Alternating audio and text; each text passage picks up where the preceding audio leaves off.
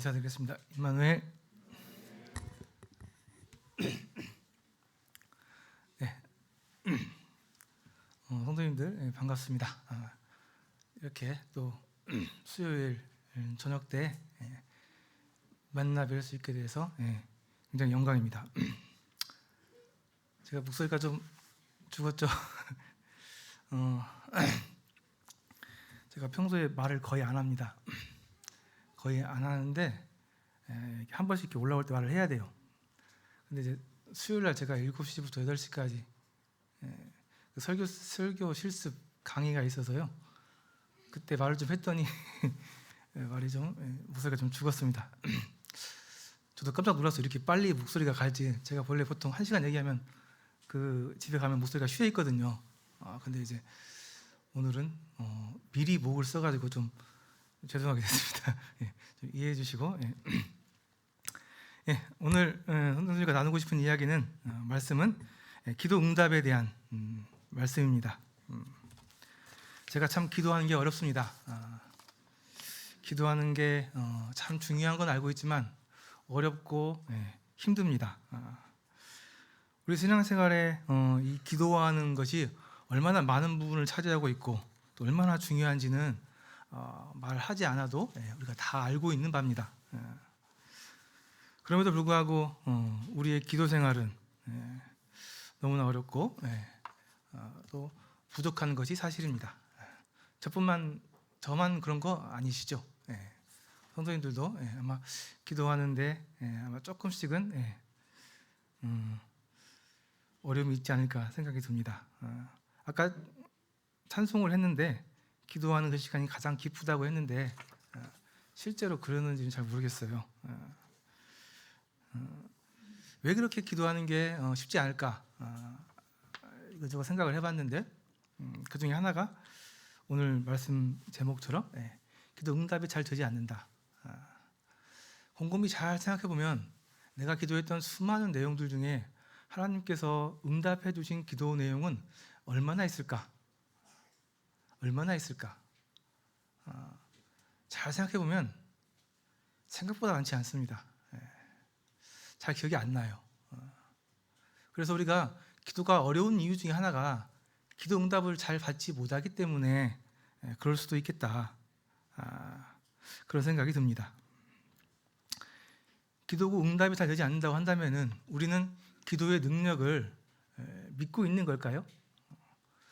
제 기도 생활을 살펴볼 때 보면 내가 기도의 능력을 믿고 있다고 자신 있게 말하기는 어려운 것 같습니다. 기도의 능력에 대해서 여러 가지 그 예화들이 있는데 그 재밌는 예화 하나 있죠. 기억나시는지 모르겠는데 2층에 예배당이 있는 건물이 있었는데 그 건물 지하에 뭐가 들어왔다고요?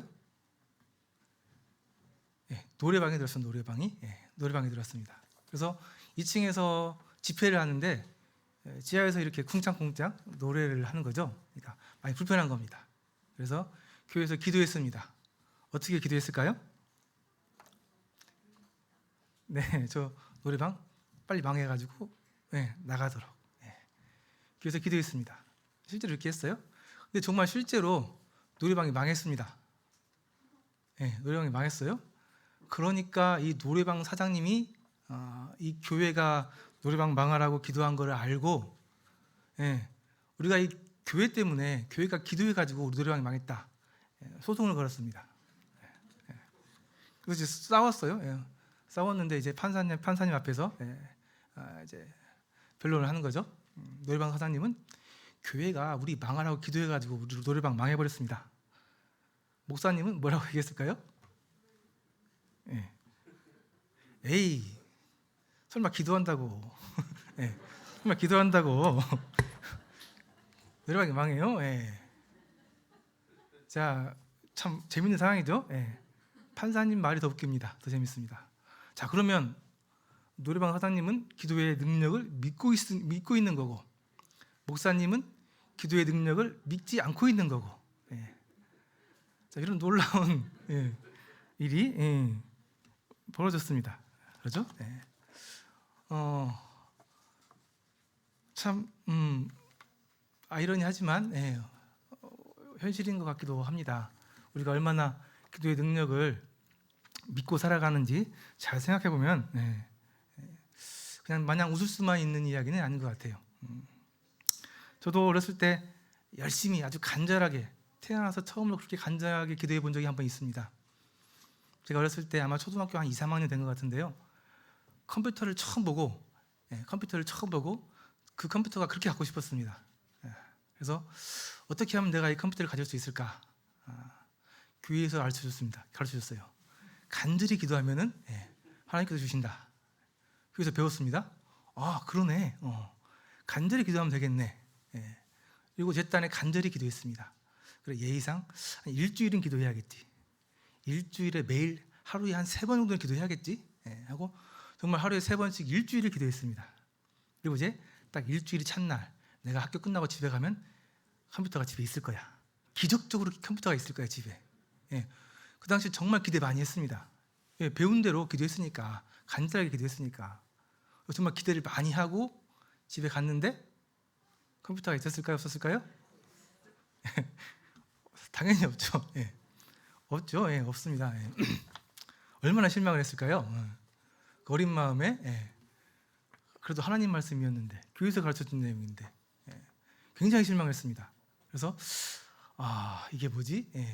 상당히 좀 혼란스럽고 좀 살짝 원망하는 마음도 들고 그랬던 것 같습니다. 물론 이제 그 이후에 어떻게 기도해야 되는지, 또 기도가 뭔지 배우게 되면서 뭐 이런 오해들이 풀렸습니다. 그리고 이제 실제로 모임 생활을 하면서 여러 가지 일들을 기도했고요. 기도한 내용들 중에 응답받은 내용도 있었고 여전히 응답받지 못한 내용도 있었습니다. 그런데 응답받았던 내용들도 자세히 생각해 보면 이게 정말 기도 응답을 받은 건지 우연히 그렇게 된 건지 좀 애매한 경우들이 있어요. 제가 그 학생부 교사로 섬길 때 일요일 날 오후에 학생부에서 야유회를 나가기로 했는데 제가 그 담당이었습니다. 그래서 이제 모든 계획을 세우고 준비를 하는데 제일 중요한 게 날씨였습니다. 날씨였어요. 근데 일기예보상으로는 비가 와요. 그래서 큰일 났다. 내가 담당자인데 내가 이렇게 계획을 세우고 추진했는데 비가 왔다. 이건 분명히 하나님께서 나에게 문제가 있다는 것을 이렇게 천하에 드러내는 책임이 있는 그런 일이 되었다 해서 정말 간절하게 기도했습니다. 하나님, 제발 비는 좀 안 오게 해주십시오. 비를 좀 멈춰 주십시오. 기도를 했어요. 그런데 다음날 일어나니까 어떻게 됐을까요? 비가 왔습니다. 비가 왔어요. 근데 비가 그쳤습니다. 오전에 그쳤어요. 오전에 그치고 이제 오후에 나갔습니다. 나가면서 약간 좀 꺼림칙했죠. 아니, 비를 좀 그치려면 아침부터 좀 그치게 해주셔가지고 기분 좋게 좀 나가게 해주시면 얼마나 좋은데 비가 애매하게 그친 거죠. 나갔는데 다행히 운동장이 괜찮았습니다. 운동장에서 이제 야유회를 하는데 오히려 더 좋았던 것이 비가 왔다 바로 그쳤기 때문에 운동장이요 물이 다행히 잘 빠지는 데였는데 먼지가 하나도 안 나고, 왜냐하면 그 운동장에서 밥도 먹고 해야 되거든요. 땅바닥에다 피고. 근데 먼지 나고 하면 막 힘들잖아요. 근데 다행히 물이 잘 빠지고 적당한 습기가 있어가지고 아주 전화위복이 돼서 아주 좀 기도 응답을 잘 받아서 굉장히 감사했던 기억이 한 번 있습니다. 근데 그것도 제가 이제 성령 충만할 때 보면 아유 감사합니다 하지만 제가 이제 좀 그럴 때 좀 안 좋을 때 그 생각해 보면 우연히 이렇게 될 수도 있는 거지 뭐 그런 생각이 들 때도 있어요. 그러니까 솔직히 얘기해서 제가 정말 이게 하나님의 기도의 응답이다 확실하게 자신 있게 얘기할 수 있는 부분들이 많지 않습니다. 그러면 왜 그렇게 우리는 기도 응답에 대해서 자신이 없고 뭐가 문제여서 우리는 기도 응답을 잘 받지 또 못하는 경우들이 있을까요?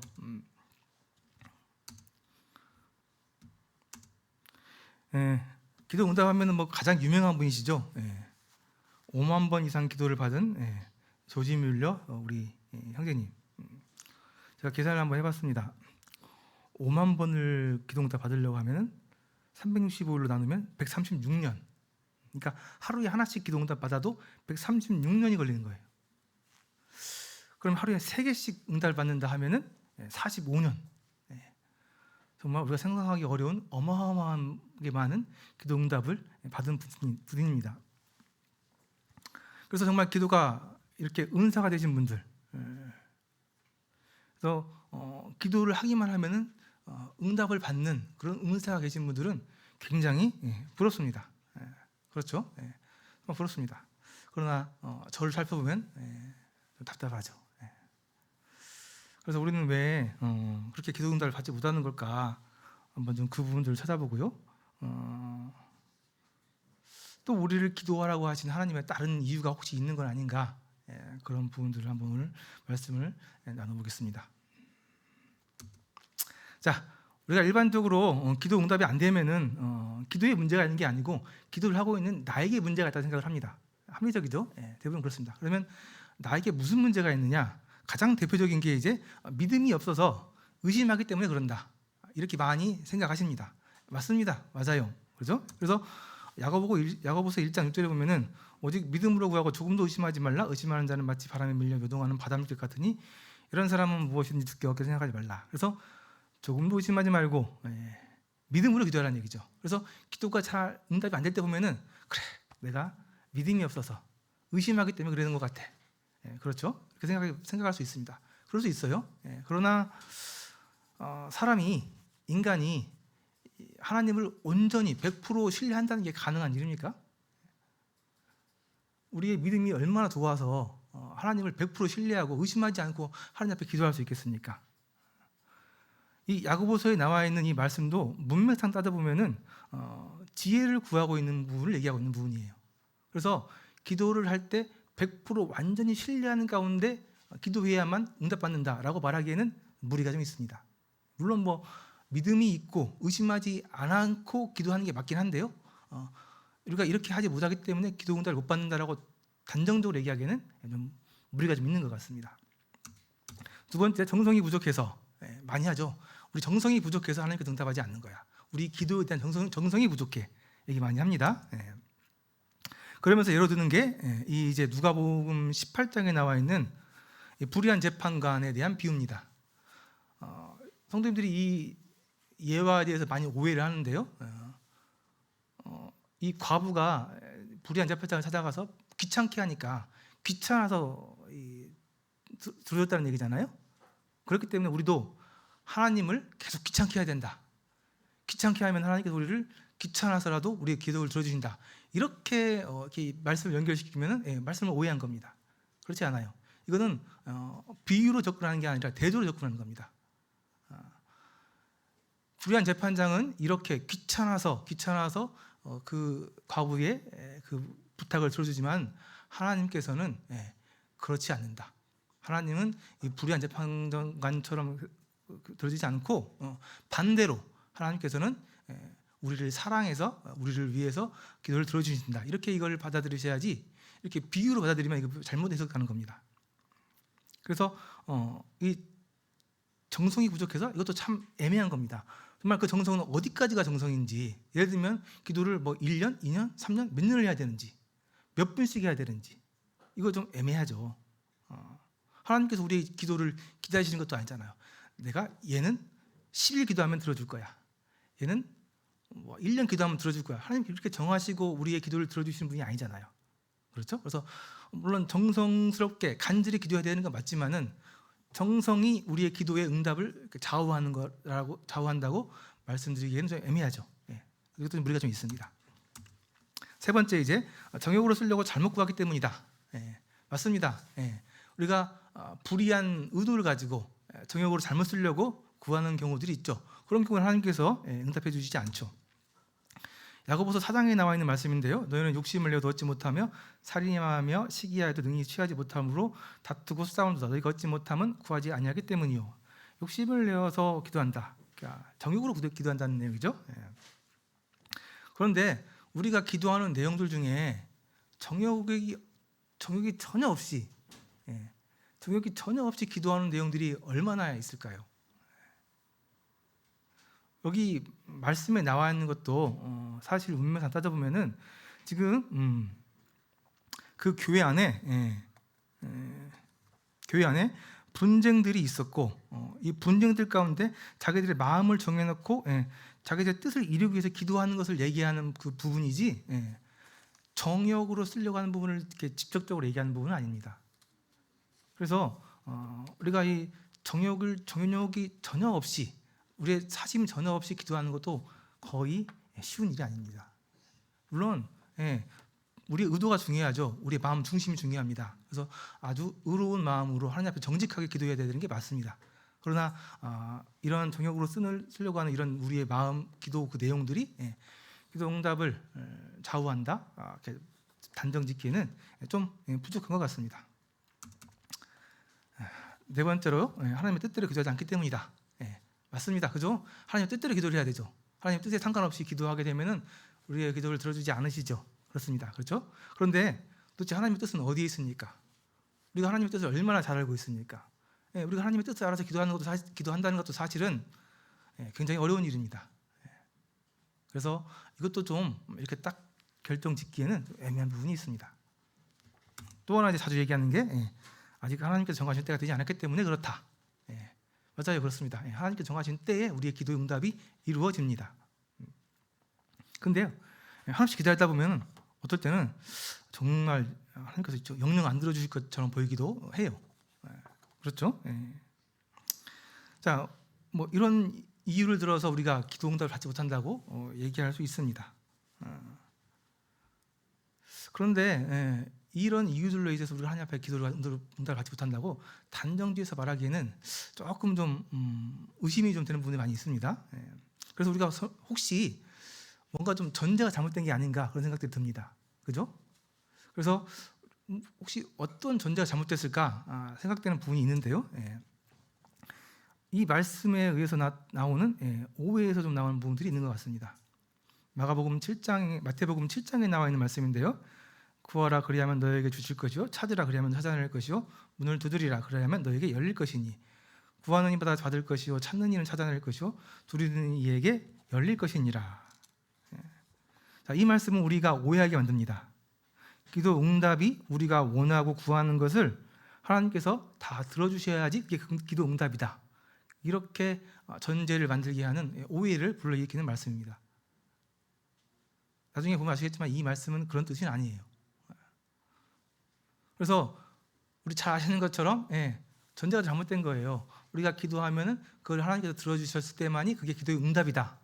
우리가 기도하는 내용대로 우리가 원하는 대로 하나님께서 그 기도 내용을 들어주셨을 때만 그게 기도의 응답이다. 그렇게 얘기하는 것은 전제가 잘못된 겁니다. 하나님께서는요 우리의 기도를 안 들어주실 수도 있으세요. 그렇잖아요. 그것에 대해서 우리 성도님이 잘 알고 계시잖아요. 그렇죠?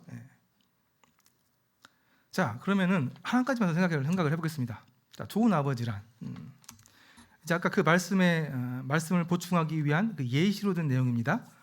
이게 잘 아시는 말씀이죠. 아들이 떡을 달라고 하는데 돌을 줄 부모가 어디 있느냐? 생선을 달라고 했는데 뱀을 줄 자식이 어디 있느냐? 악할지라도 자식에게는 좋은 걸 준다. 그래서 좋은 아버지는 아들에게 좋은 것을 준다는 얘기죠. 그래서 아까 그 구하면 다 준다는 그 내용은 내가 아버지이기 때문에 너희들이 무엇을 구하든지 좋은 것을 다 주겠다는 내용이지 너희들이 구하는 걸 모두 다 주겠다 그런 내용이 아니에요. 그 말씀에 이게 지금 예시로 나와 있는 말씀이거든요. 그래서 그 말씀을 이렇게 뭐든지 구하는데 다 주겠다고 이렇게 해석하시면은 오해하시는 거예요. 문맥상 보게 되면은 내가 너희들의 아버지이기 때문에 너희들이 구하는 모든 것을 내가 좋은 것으로 다 주겠다 그런 내용으로 이렇게 이해를 하셔야지 구하는 것 모든 것 다 주겠다는 내용은 아닙니다. 자, 한번 좀 물어보고 싶습니다. 자, 아들이 떡하고 돌하고 비슷하게 생겨서 어떤 게 떡인지 몰라서 아버지에게 떡을 달라고 했습니다. 그러면 아버지가 무엇을 주어야 좋은 아버지입니까? 당연히 떡을 줘야 좋은 아버지죠. 근데 아들이 실수해서 돌이 좋은 건 줄 알고 돌을 달라고 했습니다. 그러면 좋은 아버지라고 한다면 뭘 줘야 되겠습니까? 떡을 줘야죠, 떡을. 그래야 좋은 아버지잖아요. 그죠? 당연합니다. 아버지는 결국 떡을 줘야 돼요. 아들이 뭘 구하든. 자, 그럼 한 가지만 더 나아가서 아들이 아무것도 구하지 않았어요. 아버지는 줘야 됩니까? 말아야 됩니까? 좋은 아버지를 한다면 뭘 줘야 됩니까? 떡을 줘야 되죠. 안 주면, 아들이 구하지 않았으니까 안 주면 좋은 아버지 아니죠. 네. 아들 앞에 있는데 아들아 내가 떡 있으니까 나한테 구해봐, 내가 줄게. 아들이 자존심 있어가지고 안 구해요. 안 구할 거예요. 그럼 안 줘. 나중에 아들이 안 구하다 혹시 굶어 죽었다고 한다면 아유 안타깝다, 아들 네가 구하기만 했으면 내가 줬을 텐데 왜 안 구했을까? 그러면 그렇게 얘기한다면 좋은 아버지 아니죠. 네, 그렇습니다. 그죠? 그래서 좋은 아버지를 한다면 아들이 돌을 구해도 떡을 줘야 되고 떡을 구해도 떡을 줘야 되고 아무것도 구하지 않아도 떡을 줘야 됩니다. 그래야 좋은 아버지예요. 자, 이쯤 되면 이제 한 가지 딜레마에 빠집니다. 그럼 도대체 기도는 왜 하는 겁니까? 구해도 좋은 거 주고 나쁜 것을 구해도 좋은 거 주고 안 구해도 좋은 것을 주시는데 도대체 기도를 왜 하는 겁니까? 제가 왜 기도를 왜 해야 됩니까?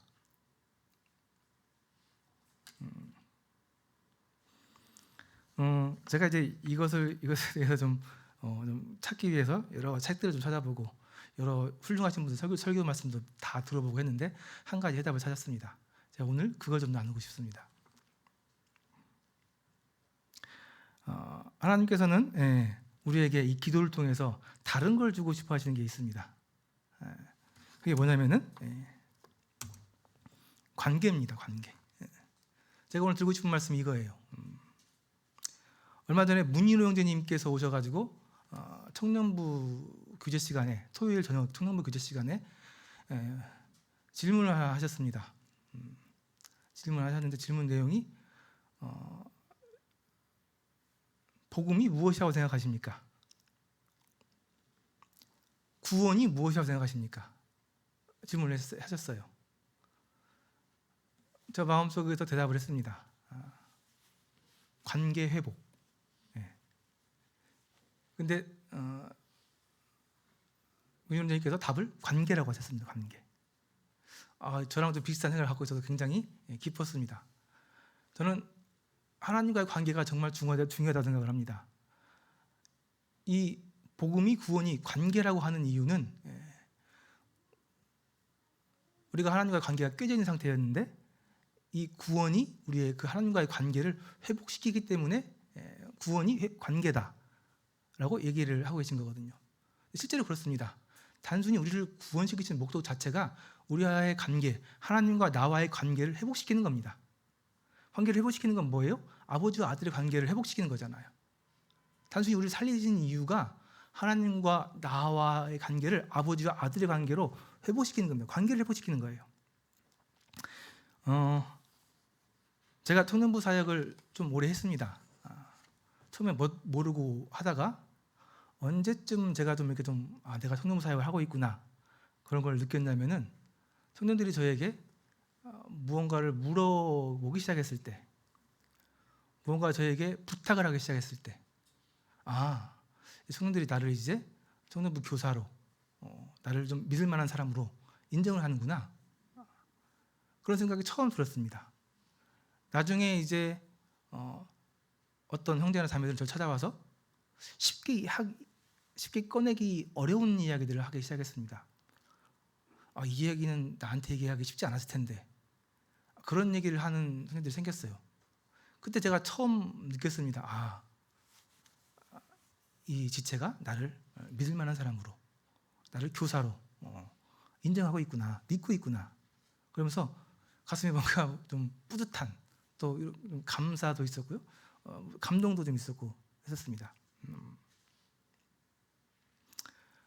그 지체가 저를 찾아와서 자기의 그 어려운 이야기를 하게 되고 그것에 대해서 자기의 고민을 다 내려놓고 다 얘기해 줬을 때, 이 지체와 저와의 관계가 발전되는구나, 더 높은 단계로 나아가는구나 하는 것을 느끼게 됐습니다. 그래서 문제를 해결하는 것도 중요합니다. 그렇죠?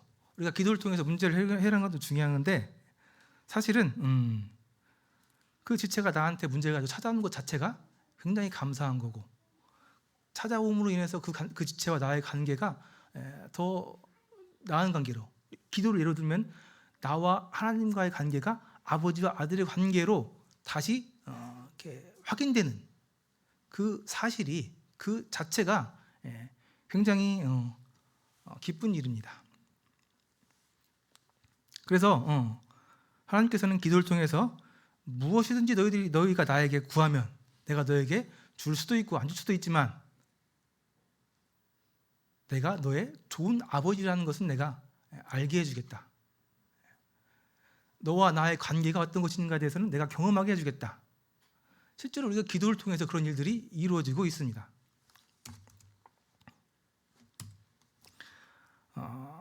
자식과 부모 사이에서 관계를 확인하는 가장 좋은 방법 중에 하나가 아들이 아버지에게 뭔가를 구하는 거죠. 아들이 아버지를 찾아와서 나에게 뭔가를 구하게 될 때, 아버지 저 뭐가 필요한데요? 아버지 저 뭐가 좀 갖고 싶은데 얘기를 하면은 얼마나 좋습니까? 얼마나 기쁜 일이에요? 아버지로서 굉장히 큰 기쁨입니다. 뭐 물론 항상 그런 건 아니에요. 갑자기 뭐 무리한 걸 요구하거나 뭐 비싼 걸 요구하거나 그러면은 좀 부담되죠. 그래서 항상 그런 건 아니지만은 그 아들이 아버지 찾아와서 뭔가를 구한다는 그 자체가 이 아들이 나를 아버지로, 좋은 아버지로 인식하고 있구나, 그겁니다. 그리고 또 그러한 아들의 필요를 아버지가 채워주는 것, 말로 할 수 없는 기쁨입니다. 그죠?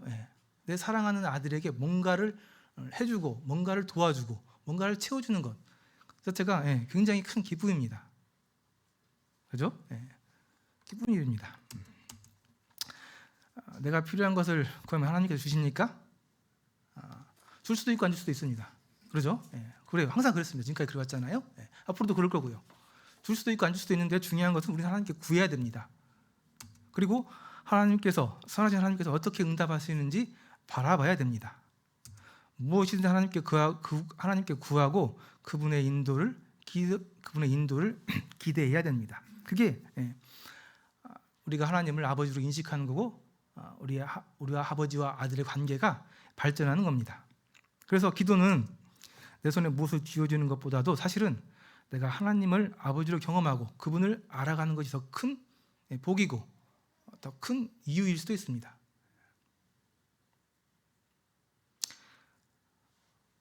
물론 우리가 기도한 내용에 대해서, 기도한 그 기도 제목에 대해서 하나님께서 내 의도한 대로 응답해 주시면 얼마나 좋겠습니까? 정말 좋은 거잖아요. 그러나 하나님과 나와의 관계, 아버지와 아들의 관계가 발전하면 발전할수록 하나님께서 나의 응답을 들어주시든 안 들어주시든 그건 별로 크게 중요하지 않습니다. 사도 바울의 기도 응답을 한번 보시겠습니다. 잘 아시는 것처럼 사도 바울에게는 가시가 있었습니다. 육체에 아픈 부분이 있었어요. 그래서 하나님께 기도했죠. 여러 번 기도했다고 나옵니다. 하나님, 제가 이게 너무 힘든데 이 아픈 부분을 하나님께서 치료해 주시면 제가 더 열심히 잘 사역할 수 있을 것 같습니다 라고 기도했습니다. 하나님께서 바울에게 말씀해 주셨죠. 내가 너에게 허락한 그 가시는 너에게 안전장치다. 내가 너를 통해서 많은 사역들을 이룰 텐데 그 가시가 너를 교만하게 하지 않는, 자만하게 하지 않는 안전장치다. 그러니까 너에게 족하다 말씀해 주셨습니다. 자, 이렇게 하나님께서 말씀하셨을 때 사도 바울의 기도 제목은 응답이 된 겁니까? 안 된 겁니까? 응답이 된 거예요? 안 된 거예요?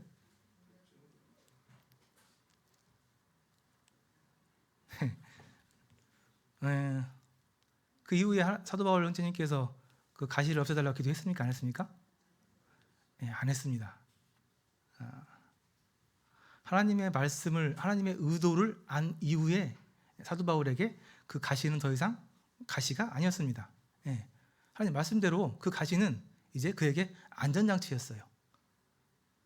더 이상 병이 없는 겁니다. 그래서 사도 바울은 더 이상 기도하지 않았습니다. 그 병을 낫게 해달라고.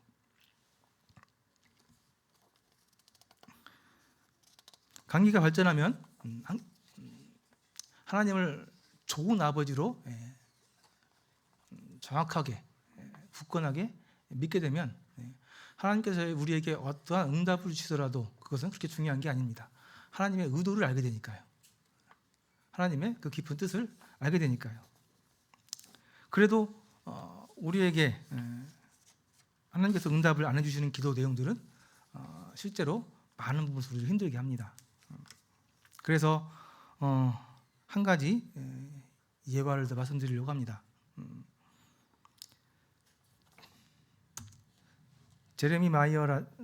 데이빗 제레마이어라는 유명한 설교자가 있습니다. 그분이 기도 응답에 대해서 설명할 때 사용하시는 이야기예요. 제가 그 이야기를 좀 읽어드리겠습니다. 두 농부가 있었습니다. 한 농부는 윗집에 살고 있는 한 농부는 밀농사를 지었고 밑에 집에 사는 한 농부는 토마토 농사를 지었습니다. 두 농부 모두 신실하게 하나님을 믿는 사람들이었고 이번 농사에 가족의 사활이 걸려 있었습니다. 두 농부 모두 다 빚이 있었고 아내가 아파서 휠체어에 앉아 있어서 수술비가 필요한 상황이었습니다. 어느 날 두 농부의 가족들은 각자 기도했습니다. 밀농사가 풍년이 되기 위해서는 오늘 밤에 꼭 비가 시원하게 와야 했고 토마토 농사가 풍년이 되기 위해서는 오늘 밤 비가 안 와야 했습니다. 밀농사 농부는 모든 가족과 함께 둘러앉아서 기도했습니다. 하나님, 오늘 비가 와야 밀농사가 풍년이 됩니다. 풍년이 되어야 우리 가족 빚을 갚고 아내 수술도 하고 우리 가족이 삽니다. 우리를 불쌍히 여기셔서 비를 내려주십시오. 토마토 농부도 기도했습니다. 지난 1년 동안 농사가 오늘 밤에 달려 있습니다. 지금까지 우리 가정을 지켜주시고 인도해 주신 하나님, 우리 가정의 극심한 어려움과 고난을 아시는 하나님, 이 밤을 지켜주십시오. 간절히 기도하고 자리에 들었습니다. 자리에 들었지만 잠을 잘 수 없었고 온통 정신은 창밖에 있었습니다. 자, 이런 상황에 하나님 어떻게 하실까요? 전능하신 하나님이라 한다면은 윗집은 비를 내리게 하고 아랫집은 비를 안 내리게 하셔가지고 이런 놀라운 기적을 베풀어 주시면 얼마나 참 좋겠습니까? 그렇죠? 실제로 그런 일이 많이 일어나지 않죠. 거의 일어나지 않습니다. 그렇죠? 그날 밤 하늘에서 비가 내리기 시작했습니다. 희망의 부푼 밀농사 부부는 비가 더 많이 오기를 간절히 기도했고 불안한 토마토 농부는 하나님, 제발 이 비가 그냥 지나가는 비가 되게 해주십시오 라고 모든 식구들이 간절히 눈물로 기도했습니다. 그러나 빗발은 점점 세지더니 폭우가 되어 밤 동안 밤새 내내 내렸습니다. 다음 날 이른 아침 식탁에 모인 밀농사 농부의 가족들은 기쁨을 감추지 못한 채 감사의 기도를 드렸습니다. 하나님, 우리 기도에 응답해 주셔서 정말 감사합니다 라고 기도했습니다. 토마토 농사 지은 농부의 가족들도 식탁에 둘러앉아 기도했습니다. 그러나 아버지는 목이 메이고 마음이 아파서 기도를 할 수가 없었습니다. 흐르는 눈물을 겨우 참으면서 기도를 했습니다. 하나님, 저희 가족은 간절히 기도했습니다. 그러나 하나님, 우리가 원하는 대로 되지 않았습니다. 저희는 하나님의 뜻이 어디에 있는지 알 수도 이해할 수도 없어 답답합니다.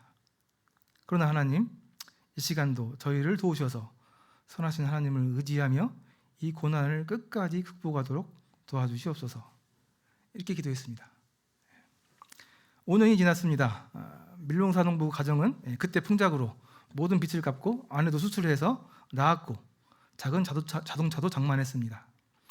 5년 전 그날 비를 내려주신 그 일을 잊지 않고 기억하며 늘 하나님을 감사하며 살았습니다. 토마토 농부의 가족들도 아직 그곳에 살고 있었습니다. 그러나 5년 전 그 사건으로 빚을 갚지 못해 지금은 그 땅의 소작농으로 살고 있습니다. 여전히 아내는 휠체어에 앉아 있고 어려운 가정생활은 변함이 없었습니다. 아버지는 5년 전 그날을 기억하며 오늘도 온 가족들이 기도합니다. 아버지 하나님, 지난 5년이 참으로 힘들고 힘든 고통의 시간이었습니다. 그러나 고난을 통해 하나님을 더 알게 하시고 어느 때보다도 주님을 더 많이 의지하며 살게 해주셔서 감사합니다 라고 기도했습니다. 자, 어느 농부가 기도 응답을 받았을까요?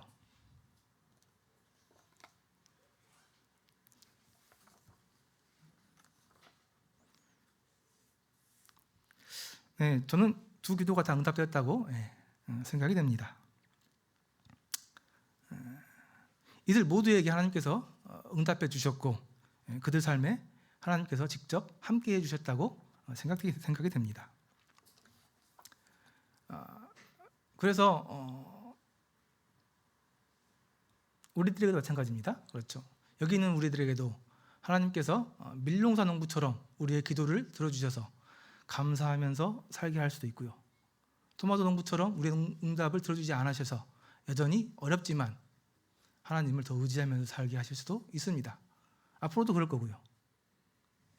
그래서 일률적으로 어떤 것이 하나님 앞에 기도 응답을 받았다라고 단정 짓기는 참 어려운 것 같습니다. 그러나 중요한 것은 하나님의 그 역사하심에 우리가 어떻게 반응하느냐, 또 그 상황에서도 우리가 얼마나 하나님을 경험하고 있느냐, 얼마나 더 하나님과 더 밀접하게 동행하면서 살고 있느냐, 이것이 하나님께서 우리에게 기도하라고 하신 이유인 것 같습니다. 우리의 기도는 하나님이 나의 아버지라는 사실을 더 알고 경험하게 합니다. 하나님께서 우리의 기도 응답을 우리의 의도대로 들어주시든지 안 들어주시든지, 우리의 기도를 하나님께서 들어주셔서 우리를 강하게 하기보다는 강함 대신 하나님을 더 의지하게 합니다. 기도하게 하는 목적이 여기 있다고도 볼 수 있습니다.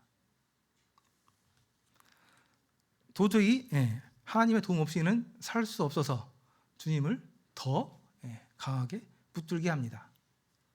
기도가 그렇게 합니다.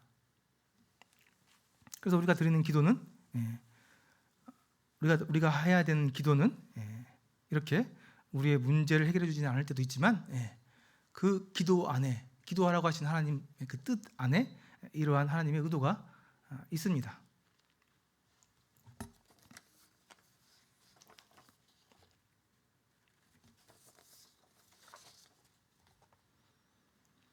제가 처음에 말씀드린 것처럼 왜 하나님께서 기도해도 기도 안 해도 어차피 들어주실 건데 왜 기도하라고 하셨을까?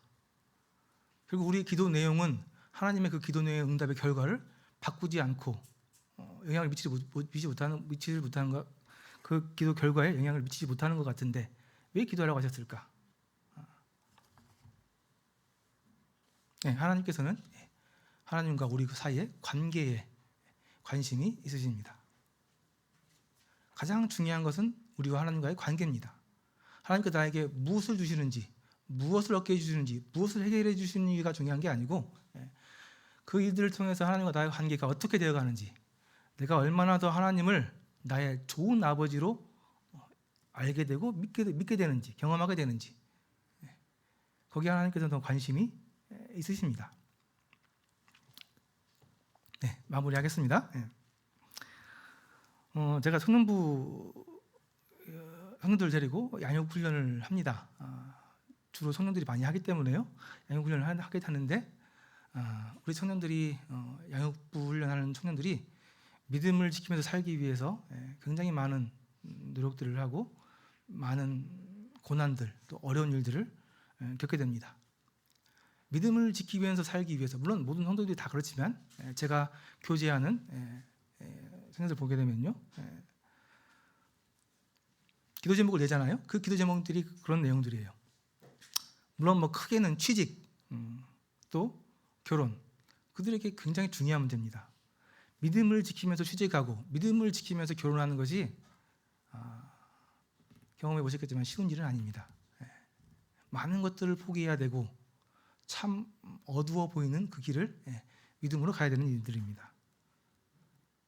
학교에서 친구들과의 문제, 그리스도인이라는 이유 하나만으로 그들이 애매히 받게 되는 여러 가지 고난과 핍박들, 또 가정 문제도 마찬가지입니다. 정말 그 어려운 많은 문제들을 양육부 시간에 기도 제목으로 내거나 교제하게 되는데요. 제가 그런 기도 내용들을 들으면서, 교제 내용들을 들으면서 그래도 너희는 세상의 빛이니까, 소금이니까 이 나라를 복음의 확장을 위해서 더 힘있게, 더 열심히, 더 강하게 나아가야지. 그런 얘기 못 합니다. 못해요. 예. 듣고 있으면 저를 그런 말 못해요. 그냥 교화할 수 있는 얘기가 기도할게. 얼마나 그렇지 참 힘들었지 힘들 거야.